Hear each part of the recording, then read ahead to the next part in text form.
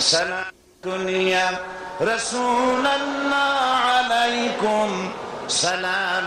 গৃহস্বামী দাসী ক্রয় করে তাকে ভোগ করত, তাকে গর্ভবতী করত। এই গর্ভের বয়স যখন 8 মাস বা 7 মাস বা 9 মাস হতো, তখন বন্ধুদেরকে দাওয়াত দিয়ে তার ড্রয়িং রুমে এনে সেখানে এই গর্ভবতী নারীকে উলঙ্গ করা হতো এবং তার পেট চিরে, জীবন্ত অবস্থায় পেট চিরে বাচ্চা বের করে রেখে দিত এক পাশে। বাচ্চা কিভাবে ছটফট করে মরছে আর মা কিভাবে ছটফট করে মরছে, এই দৃশ্য দেখে তারা পৈশাচিক অট্ট হাসিতে ফেলে পড়ত। চুরি, ডাকাতি, জেনা, ব্যভিচারে ভরপুর গোটা পৃথিবী, নো রিটার্ন পয়েন্ট। যখন এই অবস্থা হলো, ব্যাক করার হয় ধ্বংস, নতুবা নতুন কোন পৃথিবীর উদ্ভাবন, নতুন কোন সভ্যতার আগমন। ঠিক এরকম একটি সময় আল্লাহ রাব্বুল আলামিন পাঠালেন সর্বকালের সর্বযুগের সর্বশ্রেষ্ঠ মহামানব বিশ্বনবী মুহাম্মদ রাসূলুল্লাহ সাল্লাল্লাহু আলাইহি ওয়াসাল্লাম। আর আল্লাহ তাআলা বলে দিলেন, ওমা আরসালনাকা ইল্লা রাহমাতাল লিল আলামিন। হে রাসূল, আমি আপনাকে আমার গোটা সৃষ্টি জগতের জন্য, আমি আপনাকে আমার করুণা হিসেবে, করুণার মূর্ত প্রতীক হিসেবে, রহমত হিসেবে সৃষ্টি জগতের জন্য পাঠালাম। সুবহানাল্লাহ। গোটা সৃষ্টি জগতের জন্য তিনি করুণা হয়ে এলেন, রহমত হয়ে এলেন, শুধু মানুষের জন্য নয়, সৃষ্টি জগতের জন্য। ওমা আরসালনাকা ইল্লা রাহমাতাল লিল আলামিন। সমস্ত জগতের জাতি সৃষ্টি সবগুলোর জন্যই তিনি রহমত হয়ে এলেন। এমনকি গাছের জন্য রহমত হলেন। তিনি বললেন, প্রয়োজনে তো গাছ কাটা যাবে, বিনা প্রয়োজনে গাছের পাতাও ছিল না, কারণ গাছের পাতাগুলি আল্লাহর জিকির করে। যুদ্ধে গেলে বলতেন, নারী, শিশু, বৃদ্ধ, অসুস্থ, এদেরকে টাচ করবে না, এদেরকে ধরবে না, আর ফলদার বৃক্ষ কাটবে না, আগেই নির্দেশ দিয়ে দিতেন। রহমত শুধু মানুষের জন্য না, প্রাণী জগতের জন্য। তিরমিজি শরীফের হাদিসে এসেছে, নবী করিম সাল্লাল্লাহু আলাইহি ওয়াসাল্লাম হেঁটে যাচ্ছিলেন রাস্তা দিয়ে, সামনে একটা উট এসে দাঁড়ালো। উটটি কৃষক, এক্সরে করা ছাড়াই তার শরীরে হাড্ডি গুড্ডি বাইরে থেকে দেখা যায়। এখন বুঝতেই পারেন আমার বর্ণনার মাধ্যমে যে উটের অবস্থা কি। উটটি রসুলের দিকে তাকানো, উটের চোখ থেকে পানি পড়তেছে, উটে চিনে ফেলেছে আল্লাহর রাসূল। নবী করিম সাল্লাল্লাহু আলাইহি ওয়াসাল্লাম জিজ্ঞেস করলেন, উটের মালিক কোথায়? এ উট কার? তাকে ডেকে নিয়ে আসো। তাকে ডাকা হলো। নবী করিম সাল্লাল্লাহু আলাইহি ওয়াসাল্লাম প্রশ্ন করলেন, উটটি কি তোমার? বলল যে হ্যাঁ।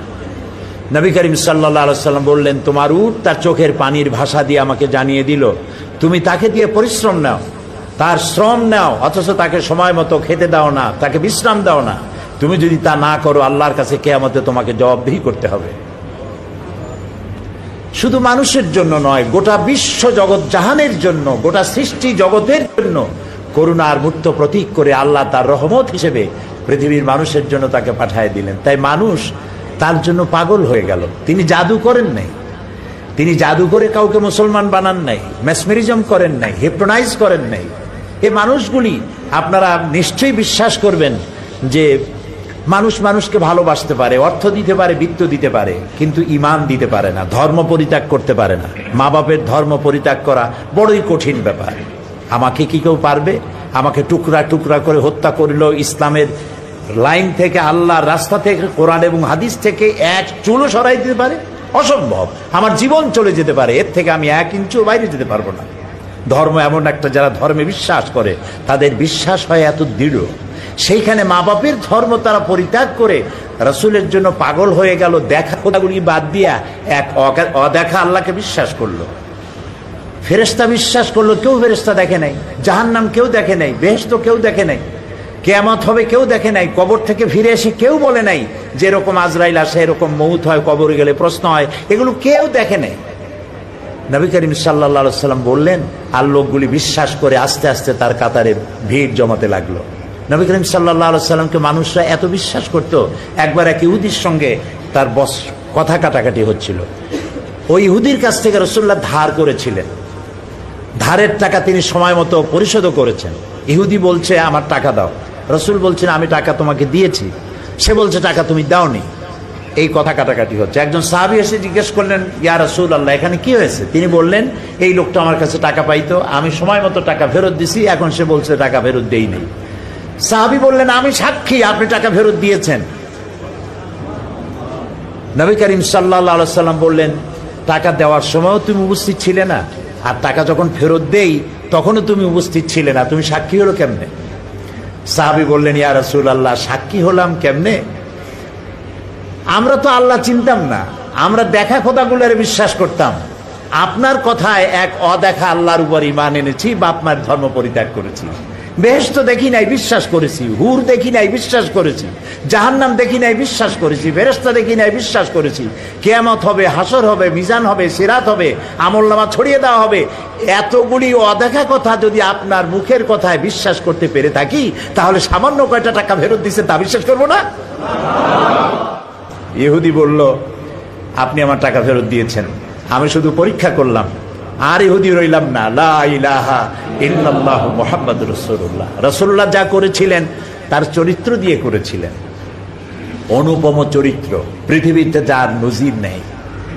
এই জন্য আমি বলি, আমরা অমুকের আদর্শের সৈনিক, আমরা অমুকের আদর্শের সৈনিক বলে যারা চিৎকার মারে, তাদের বোঝা দরকার, আপনি যে নেতার পেছনে ঘোরেন, সেই নেতা জীবনেও মদ খায় নাই, এ ব্যাপারে কি আপনি নিশ্চিত? ওই নেতা জীবনেও মিথ্যা কথা বলে নাই, এ ব্যাপারে কি আপনি নিশ্চিত? ওই নেতা জীবনেও ওয়াদা খেলাপ করে নাই, এ ব্যাপারে কি আপনি নিশ্চিত? এই নেতা জীবনেও কোনোদিন পরনারী স্পর্শ করে নাই, এ ব্যাপারে কি আপনি নিশ্চিত? এর কোনো ব্যাপারে আপনি গ্যারান্টি দিতে পারেন না, অথচ তার জন্য জীবন দিতে পারেন। ফাইনা তাযহাবুন, কোথায় চলছেন আপনি? এমন এক ব্যক্তিকে আল্লাহ নেতা বানিয়েছেন, নেতা করে দুনিয়া পাঠিয়েছেন, যিনি সর্বকালের সর্বযুগের আয়নার মতো পরিষ্কার চেহারা, যাকে দেখতে কোনো লাইটের দরকার হয় না, দিনেও দেখা যায়, রাতেও দেখা যায়। দ্বীপ্রহরের সূর্য অন্ধ অবলোকন করতে পারে, সে চোখ দিয়ে দেখে না, কিন্তু অনুভব করে দ্বীপ্রহরের একটা সূর্য উঠেছে, যার তাপ এসে তাকে বলে দেয় এখন দুপুরের রোদ, চৈত্র মাসে।